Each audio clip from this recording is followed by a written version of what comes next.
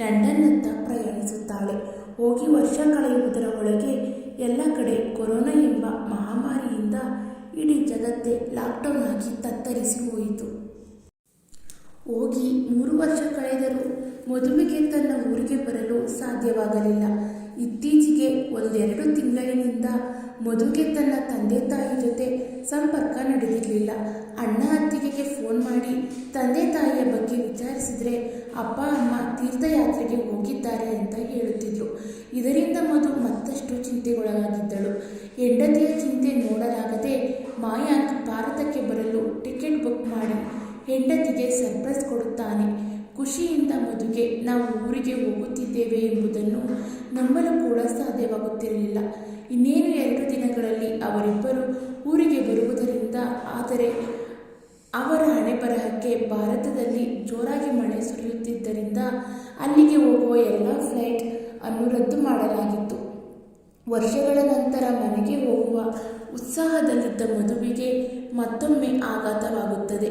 ತಂದೆಯ ಹುಟ್ಟುಹಬ್ಬನೂ ಇದ್ದಿದ್ದರಿಂದ ಅವಳು ಅವರಿಗೆ ಸರ್ಪ್ರೈಸ್ ಕೊಡಬೇಕು ಅಂತ ಅಂದುಕೊಂಡಿದ್ಲು. ಆದರೆ ಮಳೆಯಿಂದ ಅವಳ ಎಲ್ಲ ಕನಸು ನುಚ್ಚುನೂರಾಯಿತು. ಅಯ್ಯೋ ದೇವರೇ, ಮಳೆ ನಿಲ್ಲಲಿ ಅಂತ ಮಧು ದೇವರಲ್ಲಿ ಪ್ರಾರ್ಥಿಸುತ್ತಾಳೆ. ಆ ದೇವರಿಗೆ ಅವಳ ಪ್ರಾರ್ಥನೆ ಕೇಳಿಸಿತ್ತು ಅನ್ನಿಸುತ್ತೆ. ಮಳೆ ಕಡಿಮೆಯಾದ ಸುದ್ದಿ ತಿಳಿಯಿತು. ಕೊನೆಗೂ ಸ್ವದೇಶಕ್ಕೆ ಮರಳುವುದು ಖಾತರಿಯಾಯಿತು.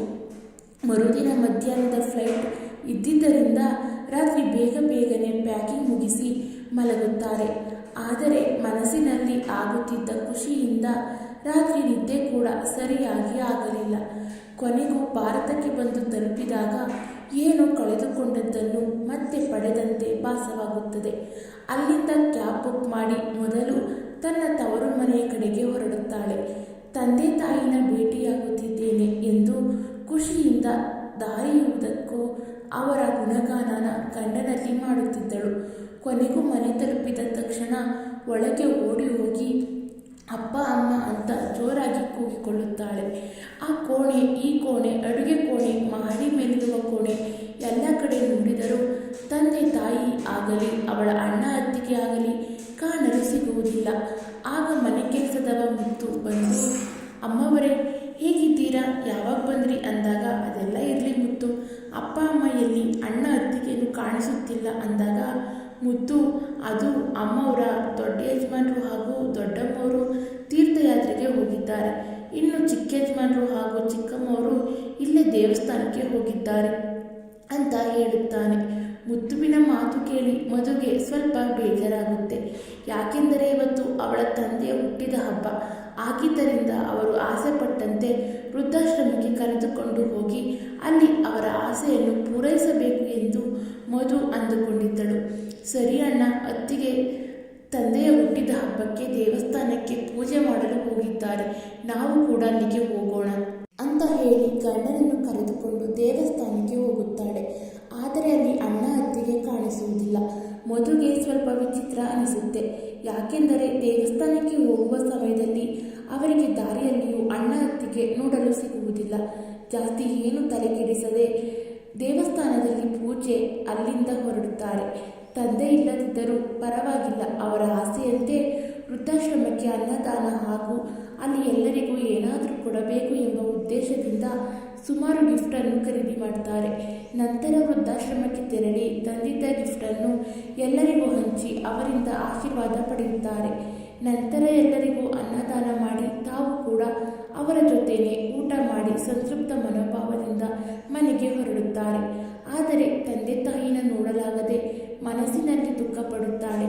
ಕಾರಿನಲ್ಲಿ ಮನೆಗೆ ಹಿಂದೆ ಬರಬೇಕಾದ್ರೆ ಅವಳಿಗೆ ಬೀದಿಯಲ್ಲಿ ತನ್ನ ತಂದೆ ತಾಯಿನ ನೋಡಿದ ಹಾಗೆ ಆಯಿತು.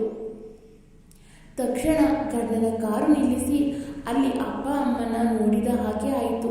ಅಂದಾಗ ಮಯಂಕ್, ಅತ್ತೆ ಮಾವನ ಅವರು ತೀರ್ಥಯಾತ್ರೆಗೆ ಹೋಗಿದ್ದಾರೆ, ನಿನ್ನ ಭ್ರಮೆ ಇದು ಅಂದಾಗ, ಇಲ್ಲರಿ ನಾನು ನೋಡಿದೆ, ನೀವು ಕಾರನ್ನು ರಿವರ್ಸ್ ತಗೊಳ್ಳಿ ಅಂದಾಗ ಹೆಂಡತಿಯ ಸಮಾಧಾನಕ್ಕೆ ಸರಿ ಅಂತ ಹೇಳಿ ಗಾಡಿನ ರಿವರ್ಸ್ ತೆಗಿತಾನೆ.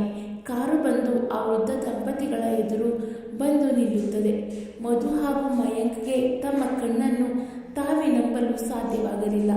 ತಂದೆ ತಾಯಿ ರಾಜ ರಾಣಿಯ ರೀತಿ ಊರಲ್ಲಿ ಜೀವನ ಮಾಡುತ್ತಿದ್ದಾರೆ ಅಂತ ಅಂದುಕೊಂಡಿದ್ದ ಮಗಳಿಗೆ ಅವರು ನಡುಬೀದಿಯಲ್ಲಿ ಹುರುಕಲು ಬಟ್ಟೆ ಹಾಕಿ ಭಿಕ್ಷೆ ಬೇಡುತ್ತಿದ್ದುದನ್ನು ನೋಡಿ ಅಲ್ಲೇ ದಂಗಾಗಿ ಹೋಗುತ್ತಾಳೆ.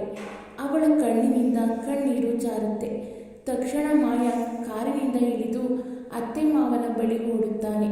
ಮಧು ಕೂಡ ಅವರ ಬಳಿ ಹೋಗಿ, ಅಪ್ಪ ಅಮ್ಮ, ನೀವು ಯಾಕೆ ಇಲ್ಲಿದ್ದೀರಾ? ಅಣ್ಣ ಅತ್ತಿಗೆ ನೀವು ತೀರ್ಥಯಾತ್ರೆಗೆ ಹೋಗಿದ್ದೀರಿ ಅಂತ ಹೇಳಿದರು ಅಂದಾಗ ತಾಯಿ ಮಧು ಅಂತ ಅವಳ ಕೈ ಹಿಡಿದು ಜೋರಾಗಿ ಅಳುತ್ತಾರೆ. ಪಾಪ ರಾಯರಿಗೆ ಮಗಳ ಗುರುತು ಕೂಡ ಸಿಗದಷ್ಟು ಮಾನಸಿಕವಾಗಿ ಕುಗ್ಗಿ ಹೋಗಿದ್ದರು. ನಂತರ ಹೆಂಡತಿ, ನೋಡ್ರಿ ನಮ್ಮ ಮಗಳು ಬಂದಿದ್ದಾಳೆ ಅಂದಾಗ ರಾಯರು, ಯಾರು? ನನ್ನ ಮಧುನ ಅಂತ ಹೇಳಿ ಖುಷಿಯ ಕಣ್ಣೀರು ಹಾಕ್ತಾರೆ. ಏನಪ್ಪ, ಏನು ಅವಸ್ಥೆ ನಿಂದು ಅಂತ ಮಗಳು ಅಳಿಯ ಕೇಳಿದಾಗ, ನೀನು ಮದುವೆಯಾಗಿ ಹೋದ ಬಳಿಕ ನಮ್ಮ ಹಣೆ ಬರಹನೆ ಬದಲಾಯಿತು. ನಿನ್ನ ಅಣ್ಣ ಅತ್ತಿಗೆ ಪ್ರತಿಯೊಂದು ಕೆಲಸದಲ್ಲೂ ತಪ್ಪು ಹುಡುಕುತ್ತಿದ್ರು.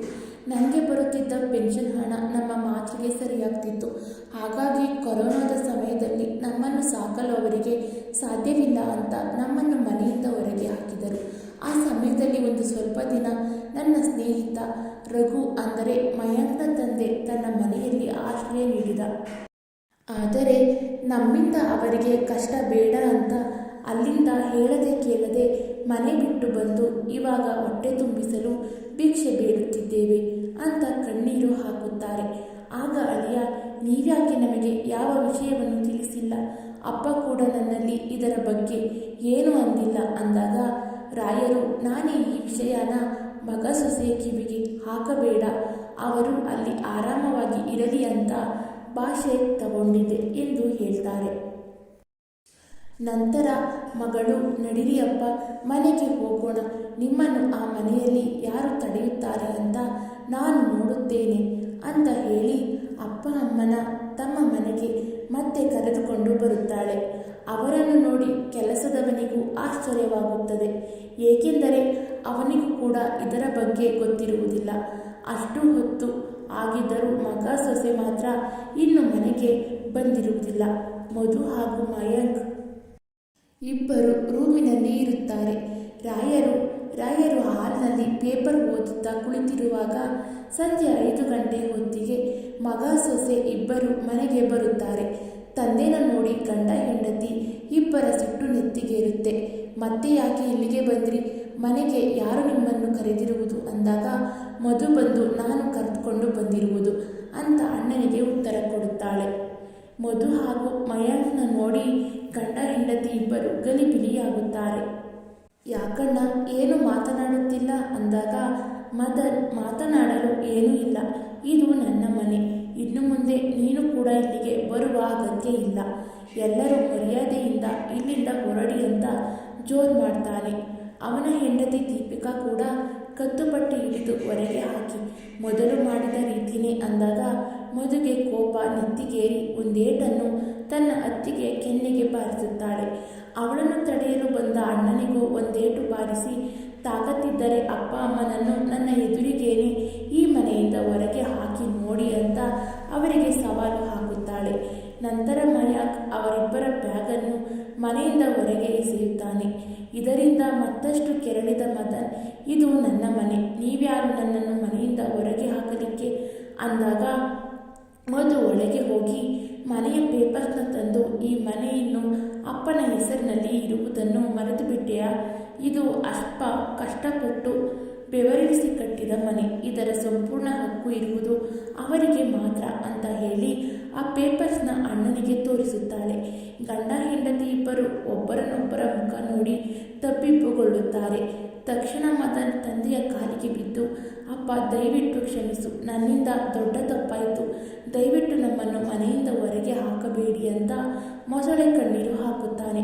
ಅವನು ಎಷ್ಟೇ ಕಣ್ಣೀರು ಹಾಕಿದರೂ ಹೆತ್ತ ತಂದೆ ತಾಯಿಯ ಮನಸ್ಸು ಕರಗಲಿಲ್ಲ. ರಾಯರು, ನನ್ನ ಮಗ ಯಾವತ್ತೋ ಸತ್ತು ಹೋಗಿದ್ದಾನೆ, ಇನ್ನೇನೇ ಇದ್ದರೂ ನನಗೆ ನನ್ನ ಮಗಳು ಮಾತ್ರ ಅಂತ ಹೇಳಿ ಮಗನ ಕಾಲರ್ ಹಿಡಿದು ಅವನನ್ನು ಮನೆಯಿಂದ ಹೊರದಬ್ಬುತ್ತಾರೆ. ವಿಧಿ ಇಲ್ಲದೆ ಅಲ್ಲಿಂದ ಹೊರಡುತ್ತಾರೆ. ನಂತರ ಮಧು ಹಾಗೂ ಮಯಾಂಕ್ ಸ್ವಲ್ಪ ಸಮಯ ತಂದೆ ತಾಯಿಯ ಬಳಿ ಇದ್ದು ಮತ್ತೆ ವಿದೇಶಕ್ಕೆ ಹೊರಡುತ್ತಾರೆ. ಸ್ನೇಹಿತರೆ, ಈ ನನ್ನ ಪುಟ್ಟ ಕಥೆಯಲ್ಲಿ ಎಲ್ಲಾದರೂ ಒಂಚೂರು ಲೋಪವಿದ್ದಲ್ಲಿ ದಯವಿಟ್ಟು ಕ್ಷಮಿಸಿ. ಹಾಗೆ ಈ ಕಥೆ ಇಷ್ಟವಾಗಿದ್ದಲ್ಲಿ ದಯವಿಟ್ಟು ಲೈಕ್ ಮಾಡಿ, ಶೇರ್ ಮಾಡಿ, ಕಮೆಂಟ್ ಮಾಡಿ, ಹಾಗೆ ಸಬ್ಸ್ಕ್ರೈಬ್ ಮಾಡೋದನ್ನು ಮರಿಬೇಡಿ. Thank you for watching. Keep support me.